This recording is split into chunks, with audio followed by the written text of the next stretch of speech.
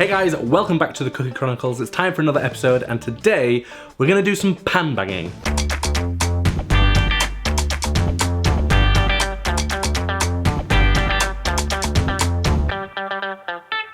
Yes, that means today we are making Sarah Kieffer's pan banging chocolate chip cookies from her beautiful book, the Vanilla Bean Baking Book. Now, Sarah's recipe was possibly the one that led the charge for viral chocolate chip cookies. When she released this recipe, it went crazy. It spread all across the internet. You still see it all over Instagram today, and even got written up in the New York Times. I have been dying to make this recipe. I met Sarah early on in the year, and it's been on my list to make ever since, and I just keep not getting around to it. So I, for one, am very excited about today's recipe. So one of the things to note with the ingredients, and this is something we're going to learn throughout this series, is the ingredients are very similar. It uses butter, sugar, flour, egg, chocolate, very, very straightforward. But there are a couple of things to note with Sarah's recipe. Firstly, her ratio of brown sugar to caster sugar is quite different. It only uses a very small amount of brown sugar to a much larger portion of granulated. And I think the reason for this is we're going to end up with a slightly crisper cookie, because a cookie heavy on caster sugar tends to be of the thinner, crisper variety. That might also be the reason that Sarah's most unusual ingredient is in the recipe, which is water. The recipe only has 1 egg and then 2 tablespoons of water, and I think that's going to help with her thin ripple effect on her cookies. So let's talk method. So the first thing we need to do is take our plain flour. To that we're going to add our baking soda and our salt and just mix that together with a whisk. And then in the bowl of our stand mix, we're going to add our room temperature butter and beat that for a couple of minutes on its own until it's nice and creamy. And then going to add our 2 sugars and beat that together for a couple more minutes, 2 to 3 minutes, until light and fluffy.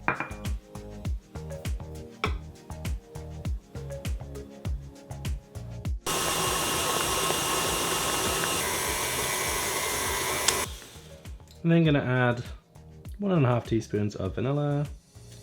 Just mix that to combine. So to this we're going to add our egg and then 2 tablespoons of water.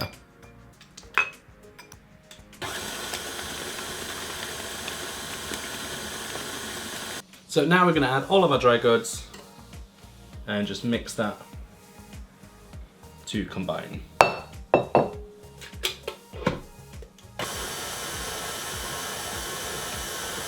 So when it comes to the chocolate for this recipe, I'm going to defer back to the previous recipe, the original chocolate chip cookie, the Toll House, and I'm going to use chocolate chips, but I want to break them up a little bit, so I'm going to chop them just a little bit. So the reason I want to do this is I want to have a kind of marbling effect with melted chocolate all throughout the cookie. Less regimented than the Toll House, but still with some of that nostalgic flair. I should note that in this recipe, Sarah prefers using a chopped chocolate bar, but I'm referring back to the previous episode and I'm using the same 66% Guittard chocolate chips. We're going to take our chocolate, add that to the mixer, and then just turn that on and just mix that briefly for a second or two to combine. So now that we've made the cookie dough, this is where Sarah's recipe becomes a little bit different from the classic. What we're going to do is we're going to divide it into 10 cookies. So whereas the last recipe made tiny cookies, this is going to make giant cookies. And we also need to put them in the freezer for about 15 minutes before we bake them, and that's just going to prevent them from spreading too much. So just like with the Toll House cookie, I'm going to use a cookie scoop, but it's just a slightly bigger one. So we're going to do 4 per tray because these will spread a lot. Now if you don't want to use a scoop, you don't have one, you can also weigh this cookie dough, and it's about 100 grams per cookie. Now, I don't know about you, but a cookie this size is making me very excited for what's going to come out of the oven. So we're going to put this in the fridge for 15 minutes to chill down. So whilst our cookie dough is in the freezer, we need to preheat the oven to 350 degrees Fahrenheit, which is 180 degrees Celsius.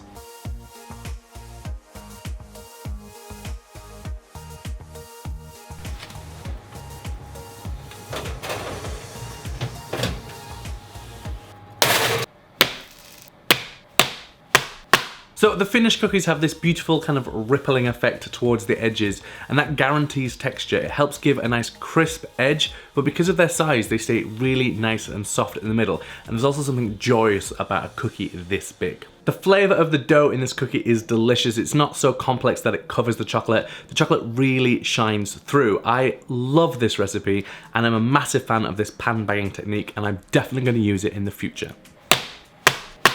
As always, the recipe for today's episode is up in the corner. If you liked the series so far, give me a big thumbs up, and if there's something you think I should be making in a future episode, leave me a comment down below. For now, go check out the recipe, go give Sarah a follow on Instagram. I'll be back next week with more episodes, so I think what you should do this weekend is make some cookies.